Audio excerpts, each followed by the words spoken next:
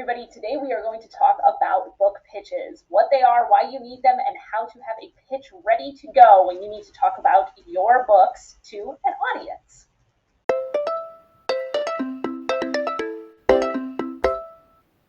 So welcome back to my channel, everybody. My name is Renee Dugan. I am an author and an editor and an encourager of all people chasing their dreams in the writing universe. And today I have with me my friend and fellow entrepreneur, Savannah J. Goins.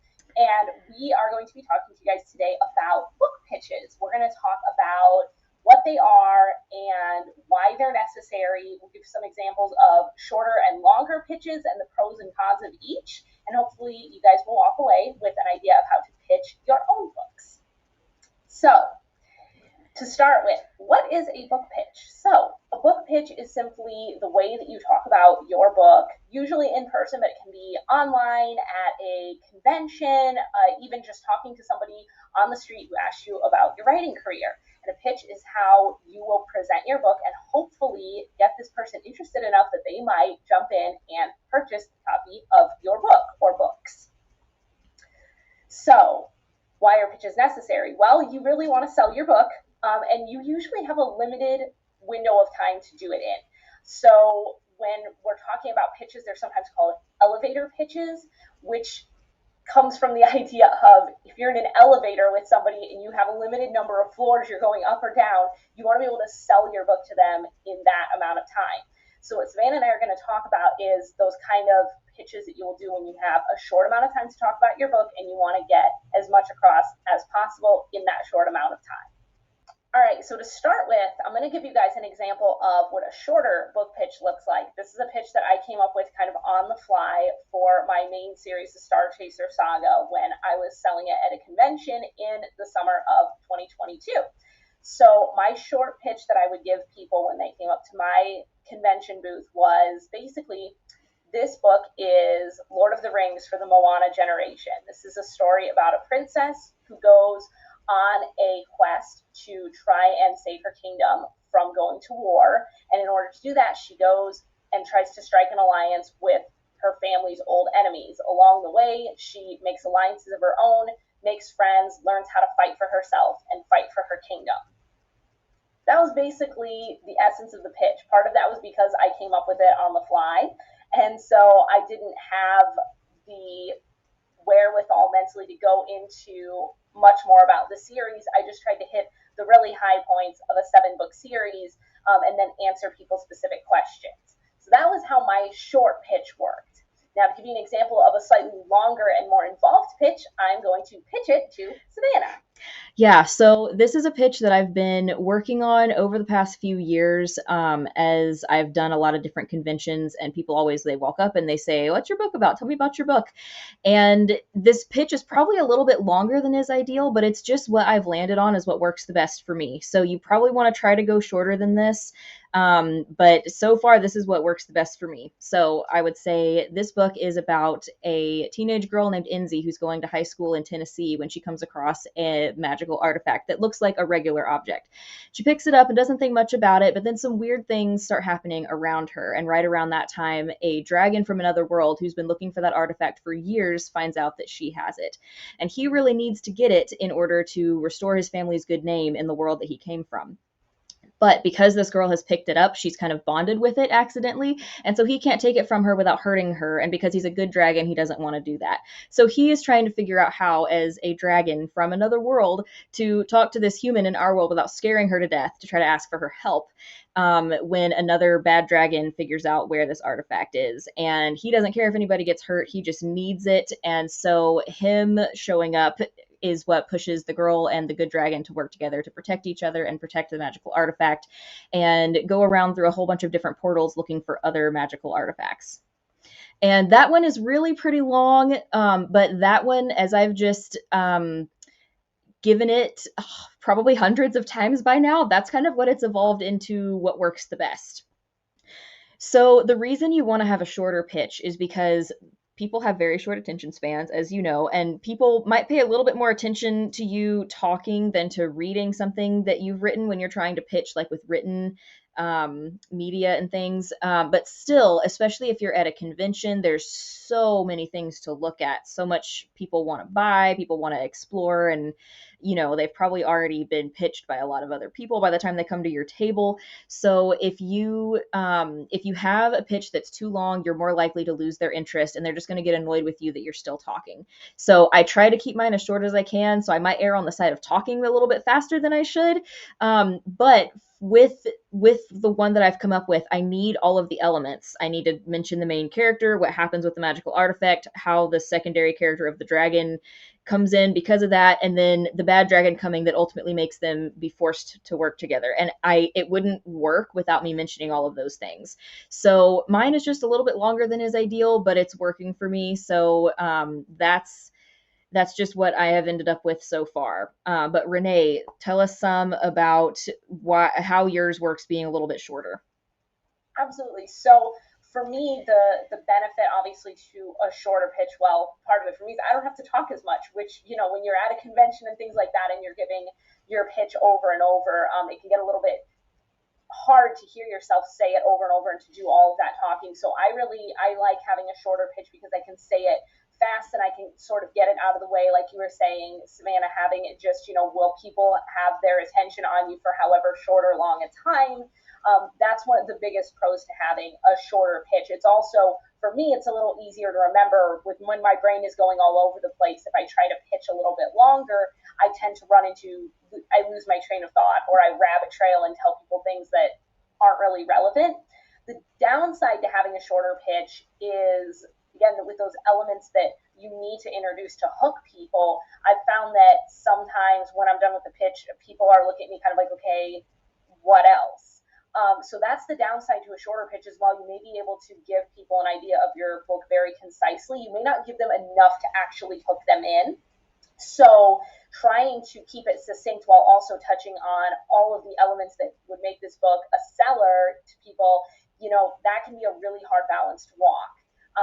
And you don't necessarily want to pitch in a way that's just like as if you were reading the back cover blurb, but those are all the elements you want to fit into a short amount of time.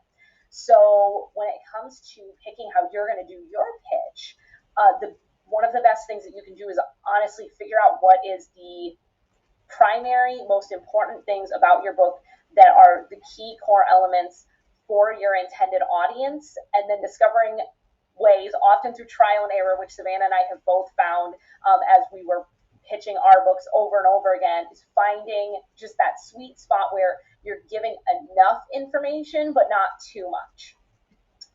So another thing about pitches that I want to mention is comp titles. So this was something that Savannah and I have both talked about, that it can actually shave a lot of work off of coming up with a pitch if you've taken time ahead of time to think up comp titles for your book.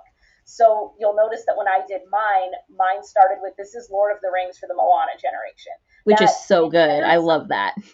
That was the one stroke of genius I felt like that came out of pitching over and over, was what are the two summary elements basically of this story that could appeal to audiences of almost any generation, or at least that summarize the whole scope of the story. And so usually if you can have usually two is the sweet spot, maybe three if absolutely necessary, comp titles that people will know well, that can give them an idea of what's in your story with you using far fewer words. So in my case, if I say it's Lord of the Rings for the Moana generation, it kind of gives the idea of that sort of girl power coming of age journey that you see in Moana, but it's built within a world that's a little bit more high fantasy and swords and sorcery and all of that you get from Lord of the Rings. So Savannah, I don't know if you want to talk a little bit about some comp titles. I know this has been a hit or miss thing for you, but I'm going to open the floor if you'd like to. Yes, so I love comp titles. I think they're just an invaluable tool with pitching your book to people in person, in written words, or, trying to get an agent, or, the comp titles are what you see a lot of times in the Publishers Weekly stuff that comes out, about, it's like, I don't know, 3 lines. This agent sold these rights to this editor for this book, which is pitched as this meets this or something like that. It's such a really, really useful, rich way to do it. So the problem for me is that I didn't know that comp titles were a thing when I wrote my first book back in when it came out in 2017. I didn't know about that.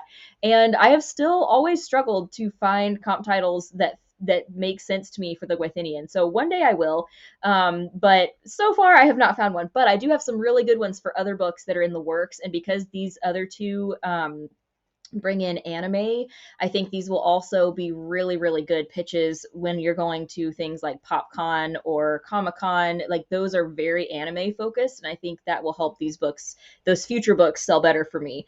But one of them is Attack on Titan with Griffins. So that's not a this meets this, but it's a Attack on Titan but with griffins. And if you've seen Attack on Titan, it's my favorite anime. It's fantastic. You might can see my little statue of my Attack on Titan guy here. And just that if somebody else likes that as much as me and then is like, oh, instead of the ODM gear, they're riding griffins, like that just sounds so exciting. So Attack on Titan with Griffins is one of mine. And then another one is Pokemon meets the Hunger Games, which is the book that Renee is currently editing for me right now. And that just, it gives you so much more visuals. And you can also have a few different ones of these. Like, Renee, didn't you change yours up a couple of times? Because you had the one that you used, but wasn't there another one that you used, kind of maybe depending on who was walking up and what you thought would appeal to them the most? Yes, absolutely. Yeah, I had a couple of different ones. Sometimes I would touch a little bit more on similarities to popular young adult, new adult, female-led books like Throne of Glass or A Mm-hmm. Court of Thorns and Roses because of interest in things like the found family element, which is big in Star Chaser and also big in stories that are written by Sarah J. Maas, who's a Mm-hmm. hugely popular author. And that is something that you definitely want to bear in mind as you're coming up with your pitch. Is while both Savannah and I gave examples of sort of what we might consider our core or primary pitch, it's good to have a couple variations in mind because especially if you're at something like a convention where you're seeing like hundreds, if not thousands of people coming past your table, you're going to get a whole different array of folks from, different ages, different genders, different, everything. And so your pitch may be a little bit different depending on who you're talking to. So if you're talking to somebody who's maybe a little bit younger, you may pitch with an idea toward using comp titles or remarking on elements in your book that might appeal more to that age demographic. So Lord of the Rings for the Moana generation might be something that I would use more for somebody who's of the Moana generation. Or I might say this is very much an adventure and coming of age story, or, it's a very much a, fantasy with a heavy dose of romance in it. If the person that I'm talking to or pitching to seems to be somebody who might appreciate those elements. So don't be afraid to adjust your pitch a little bit depending on who you're talking to, because there are sure to be elements of your book that will appeal to certain folks over others. And so just making sure that you've got enough of a repertoire in your head that you can sort of just shift it here and there to bring in the elements that you think the person that you're speaking to is going to be attracted by. And also, you may find that you can slightly shorten or lengthen your pitch depending on the attention of the person you're pitching to. So I might actually add more to my kind of long pitch if I can see someone getting really interested in it. If, they've got their kid with them who's got a dragon stuffed animal with them, I might mention that they're talking dragons. You might get that already from the pitch, but there's just other variations that you might add. And then I might also mention that this story is a body positivity story, or it's a story about a girl who's overcoming abuse in her past. And you can't necessarily guess whether or not that's going to mean more to someone just by looking at them. But if you see the other books they have in their hand, or if they ask a question about it, or depending on the character that they're dressed up as, if they're cosplaying for a character that you're familiar with, it may give you a hint that they might care more about some of the features in your book, depending on what they might be.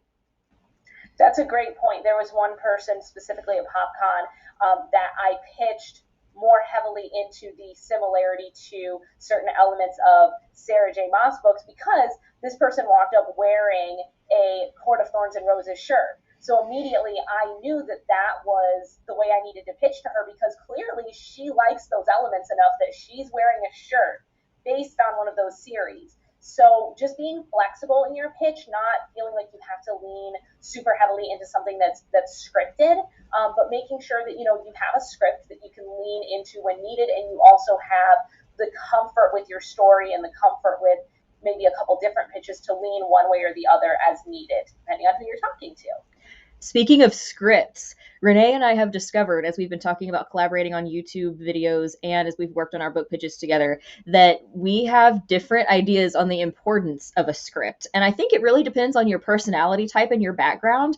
But because Renee and I have very different feelings on exactly what we ourselves need for a pitch, let's talk about that some, because your personality may be more one way or the other, or maybe in the middle or something like that. But so for me, if I try to tell someone about my book and I do not have a pitch memorized, I will forget everything. I will forget everything. I forget that I have a book. I did this on I was in a really awesome dragon panel with Christopher Paolini in a Facebook group of, I think it's like 5,000 young adult fantasy readers. And I was a guest moderator. So, because I was a guest moderator, I was helping with the team who was interviewing the other dragon authors. So I didn't realize I was going to be called upon to talk about my dragon books, which is really dumb. I obviously should have realized that. But I had not thought about my pitch in a minute because I was dumb and because I hadn't been to an event recently where it was fresh on my mind. So the other moderator asked me to mention my books, and I was like, so I don't know what I said, but it was terrible. It was not a good pitch at all. It was not anything like what I would like to have said in front of, a big group of people, or Christopher Paolini, who's one of my heroes. So, if you're like me and someone asks you what your book is about, and it's suddenly you just don't know and don't care because you just want to not be in that situation, it's really helpful to have a script memorized. And I am able to deliver it with, I don't know if you could see my hand motions based on how my computer video camera is, but I am good at having hand motions and facial expressions and things to communicate it in a way that it doesn't sound memorized, I don't think. So you definitely don't want to sound like you're just reciting something. But to me, if I don't have it memorized, it will leave my head. As soon as someone is acting like they care about my book at all, it will be gone. So if you're like that, having a memorized script is extremely invaluable. I would practice it like every day of your life so that when you're in a situation like I was with Christopher Paolini, you don't forget that you have a book and that you know things about books and dragons, because it's a little embarrassing.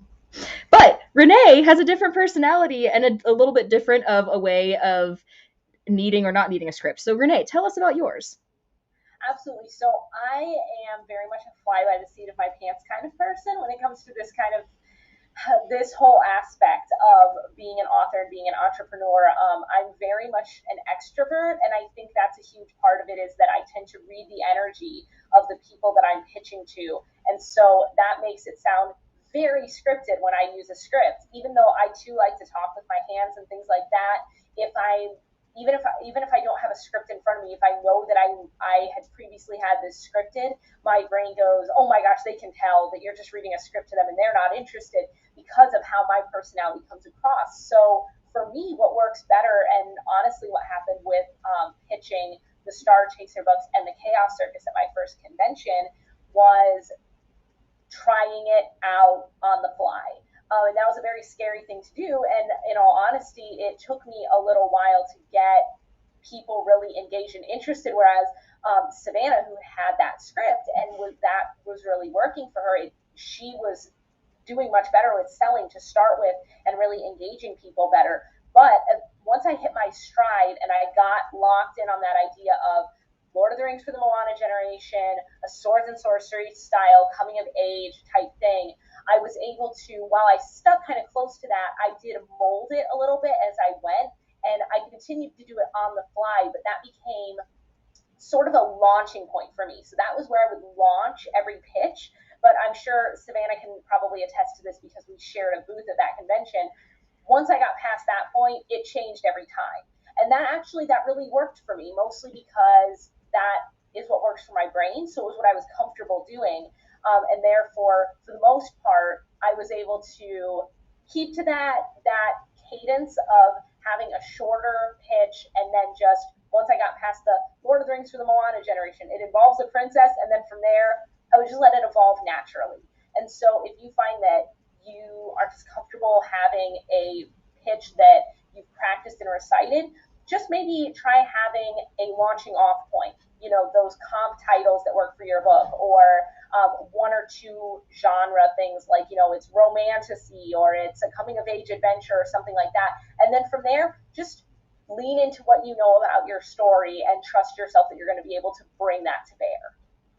Okay, so whether you are leaning more toward a scripted pitch or an on the fly pitch, whether it's going to be a short or a long pitch, when it comes to figuring out how to do a book pitch, some of the key things to consider are the top draws of your story. So your plot, maybe one or two core elements that you think are going to attract readers, such as this is a female-led, you know, female empowerment story, or this is a story of healing, something like that.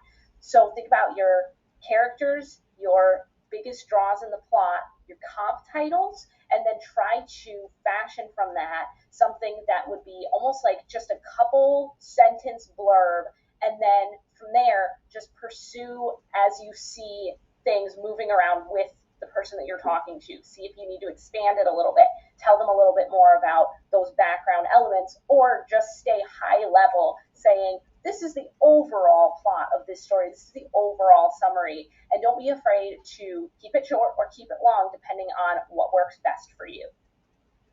If you're having a hard time coming up with comp titles, like I have been having a hard time with the Gwythinian, what I would recommend doing and what helped me figure out comp titles for my other books would be to ask friends. If you have any friends who've read your book, ask them what other stories it reminded them of.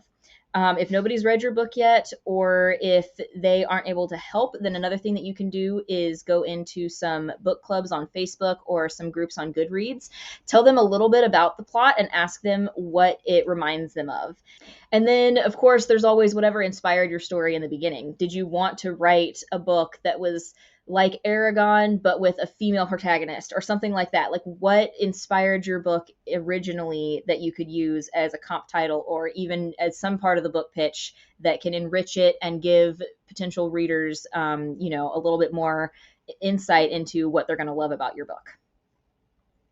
And lastly, practice, practice, practice. When it comes to designing your pitch, when it comes to giving your pitch, it could change completely the way that you pitch as you go along. Just don't be afraid to try it out in social media posts, in person, try it on your friends, try it any chance you get. You'll get more confident about pitching, you'll get better about pitching succinctly, and you will probably land on that perfect sweet spot pitch the more you see what works and what doesn't. If you guys are looking for more authorial tips and tricks of the trade, please go check out Savannah's YouTube channel. She has some amazing videos that will help you to maximize on your work with your writing and all things entrepreneur. Savannah, thank you for taking the time to do this with me. Thank you for having me. It was super helpful for you guys.